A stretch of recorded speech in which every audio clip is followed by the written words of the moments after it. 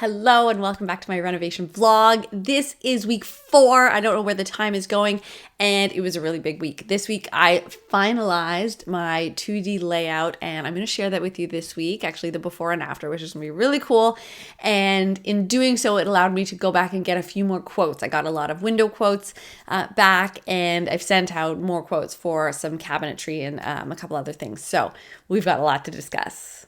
If we haven't met yet, my name is Karen and I am renovating my house, and I'm doing the planning, design, and going to manage the construction myself for the first time without hiring a contractor. So I'm really excited about that. I release a new update every single Monday on YouTube and on my website. So subscribe to get every single update as I go through this entire planning and construction process. I'm going to be sharing my big wins and essential lessons from one cost-conscious homeowner to another. So first, I just wanted to address why I put quotation marks around final, because I did say in my little intro that this is my sort of finalized 2D layout, and I put quotes around it because no 2D layout is ever final. Okay, we put our best foot forward. We say it's sort of final, but everything is still subject to change. I'm in week 4 of the planning process, so I have so much more to discover and change and update and learn as I go through the process, right? And so, yes, it's final for now in terms of I'm using this as sort of a baseline. That's really the word. Instead of final, it should be a baseline, because now I have this solid set from which I can go and make changes in the future. So now I have this baseline, so I can submit it for quotations on, windows and cabinetry, and I know how much flooring I need, and I can make assumptions based on this sort of final baseline layout. And that's really, really important. And that's why in my course, Renovation Planning Academy, it's way up near the beginning of the course, because it's so important to get that 2D layout. That way you can go out and get quotes and do all the next phases. But it's definitely going to change as I go through. The next stage, which I'm going to be working on this week, is to do my SHEP components, which is my acronym. It stands for structural, HVAC, electrical, and plumbing. And so once you get your layout, you've got to layer in these components and say, okay, well, what's going to be impacted on those fronts with this new layout, and how do I plan for those up front? And that's one of the biggest things that most homeowners miss, and why they have huge cost overages at the end, because they don't plan for these things. So next week, you're going to see how I plan for those, which is going to be really cool. And so that's what I wanted to address first about the final layout. It's not final. It's going to change. There are going to be things that shift and move and get updated as I learn more. So that's just something to expect. And you just, if you account for it up front and you know what's going to happen, then it doesn't cause you problems and it doesn't bother you. That's the most important thing, is you have to understand that changes are going to happen. And you know what? At this point, they're free, because I'm just planning. The longer you wait until the changes happen, the more expensive they get. But right now, they're free. So it's cool.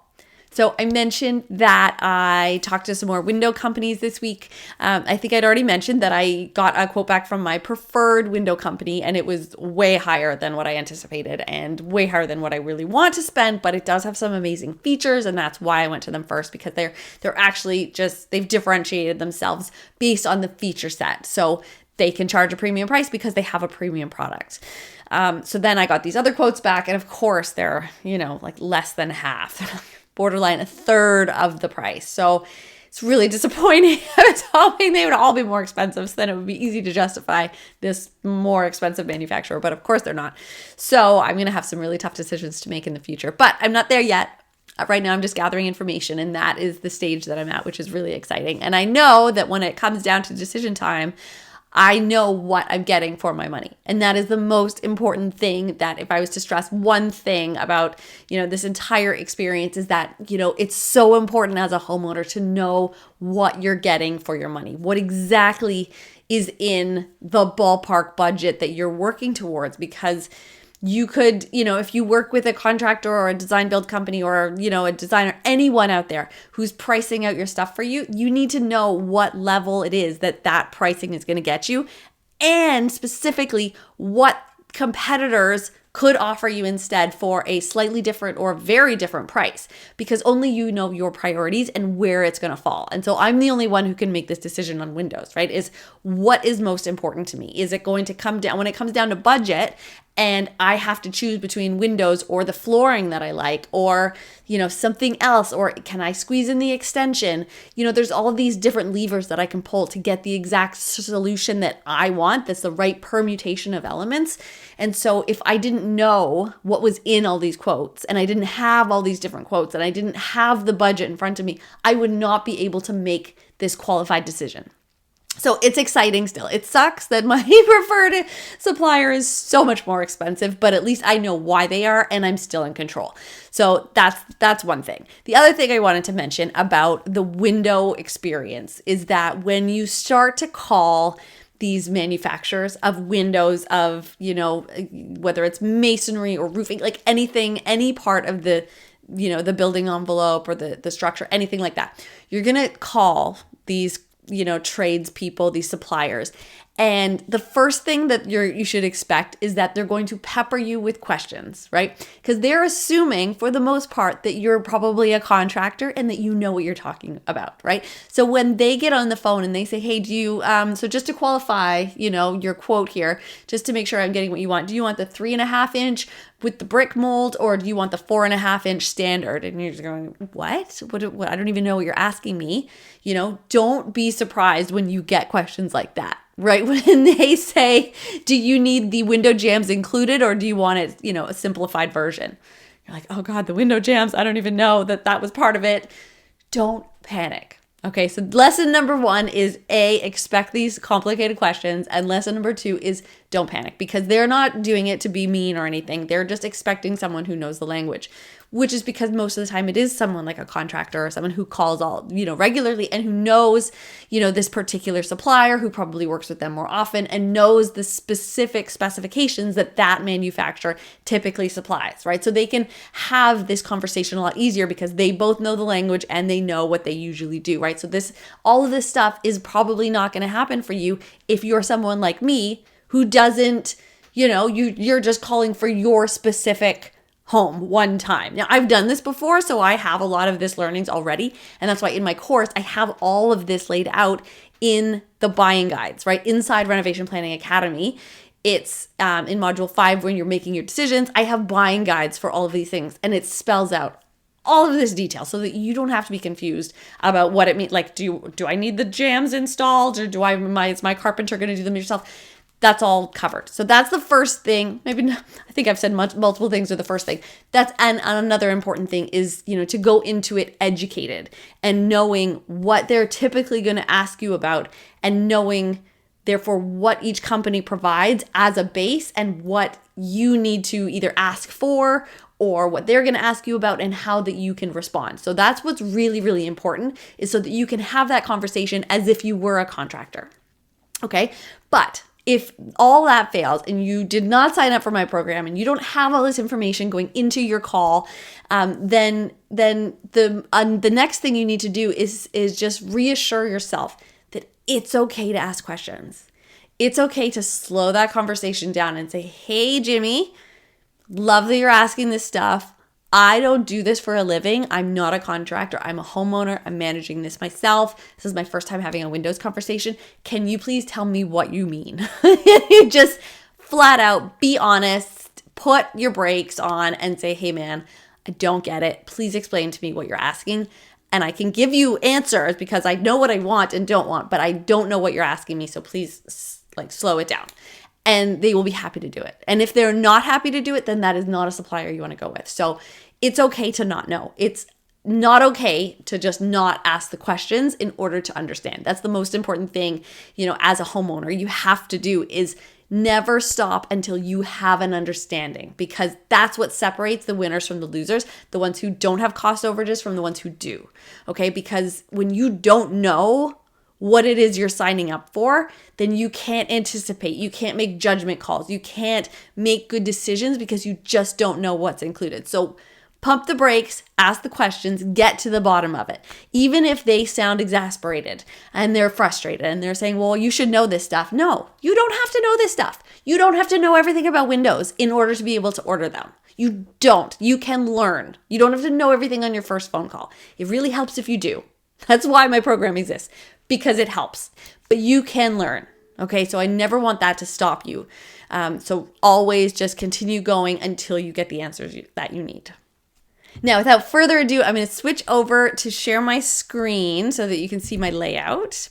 So I use a program called SketchUp. I've talked about it before, and it is incredible, and I love teaching it in my SketchUp for Homeowners course. It's a three-series course program that teaches you how to build models for your home specifically. So SketchUp is a very versatile tool. I mean, you can use it for building out 3D models of anything or 2D. You can design shoes with it if you want to. It's super cool. But I teach a very specific process that is specifically for homeowners wanting to go through this process. So it doesn't teach you any of the stuff that you don't need. It's not like theory based about here's what all these different tools do and where you might be able to use them or why. It's only the stuff that you need and none of the stuff you don't. And it's in the right order so that you don't make mistakes, because I learned all this stuff the hard way and I don't want anyone else to have to go through it that way. So it's really laid out well. But anyway, so this is my existing layout. So you can see it's not a huge house. It's 17 foot 9 feet across and 39, almost 40 feet long. It's just a very standard brick house. It was built in the late 70s. So structurally, it's in pretty good condition.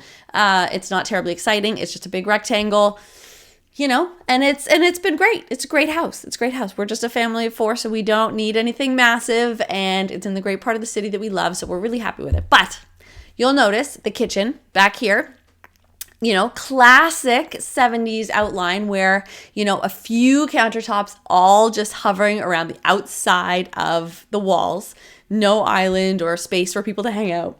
It's built to have, a table over here. There was no cabinetry over here. This is stuff that we've just added. We've got a beer fridge and we've got an extra pantry, just some IKEA stuff, some shelving just up there because we need extra storage. And so it's, this typical setup, and it's actually a decent sized kitchen compared to a lot of houses, but it's not big enough for me. And it's not the right shape, and it just has some drawbacks. This goes out to the outside. There's a little deck there, which is nice. There's also just not enough natural light. The kitchen's fine, but then there's not enough natural light coming through these walls. So this is the dining room, which again is an okay size, but just based on where it's positioned, it's not ideal. It doesn't get any of this lovely light coming in from back here because of the walls. And then this is the oversized living room, which is just long and skinny. And so we've got this kind of dead space in here, which is really not a great use of space. The walls are problematic because then it just gives you this sort of dead hallway here. So you either walk this way or you walk through this way. Instead of having one dedicated walking area. So the bathroom here, it's nice having a powder room on the main floor, but once we get rid of these walls, it's going to be right in the middle of the action. So I don't love that it's here. And also I don't love the stair location because it's really close to the front door and it creates a lot of dead space when you have stair situations like this. So I talk about this inside my program in how to have a better stair layout. And if you have a tighter space and you want to maximize space, then having a stair layout like this is not ideal. It's fine, but it's not ideal. So I'm going to be making that shift as long as I have the budget for it. So this is the current layout. Little details that suck. The fridge next to this wall. Anyway, it's all going. Let's show you what my new layout is. And I'm going to just grab all of this. There we go. And I'm going to bring it over so that I can show you side by side between the new layout. So let's just bring that over. And here we go. So one of the things that I really want to do is take over the front porch at this front area. Right now there's a full width porch that goes across here. And I don't want to take over this part where the door is, but I really want to make use of this little space here. We never sit on our front porch. We use the back quite a bit, but we never sit on the front porch. So I want to make better use of that space. And that way I'd have room for a bigger dining room table and a big kitchen and an actual pantry and move the living room to the back. So just a few little details here. Having the living room at the back means that this is our primary living space that we can then move to the back of the house where we have a little bit more privacy. Unfortunately, the southern exposure light comes in through the front of the house. So this area is always going to be just that little bit darker because it's north facing. But still, I always prefer having the living areas at the back of the house because it's just more private and sociable, and it just feels nicer. So moving the dining room to the front of the house is always my suggestion because of the fact that it's the sort of the least total time. It's the room with the least total time spent in it. My kids spend a lot of time these days making crafts and drawing and stuff like that. But overall, the amount of time, you spend 2 hours making a meal and about 9 minutes eating it. That's classic, right? So yeah, so I wanted to move the dining room to the front. It's also a rectangular shape. We have a rectangular table, and so you need a sort of, you can get by with a skinnier space, which is what we have here versus the living room. I'd like to take as much width as possible. So that this configuration makes a lot more sense. If you have downloaded my greatest kitchen layout of all time, then this will be very familiar to you because I am absolutely implementing that layout here. And I'm so excited about it because it's going to be amazing having the triangle and the workspace. This is a huge island. And then everything's just totally accessible. And this is a massive window massive window.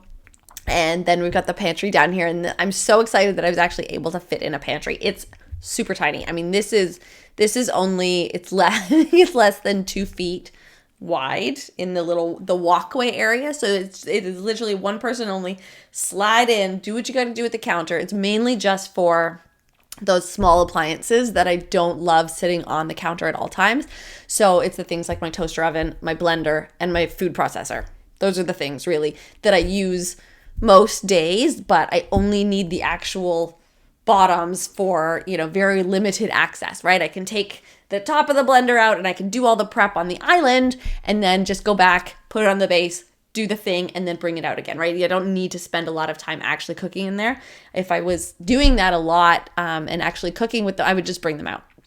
Right. So for instance, my stand mixer for baking and stuff like that, I would not I might store it in the pantry, but I would always bring it out here because of just the nature of baking and how it takes a long time, right? You're adding something to it and then you're mixing and then you're adding something to it. And it's more part of the process versus the blender. It's kind of a one-time deal. Add your stuff, blend, bring it back out. You're done, right? You're putting stuff in the toaster oven.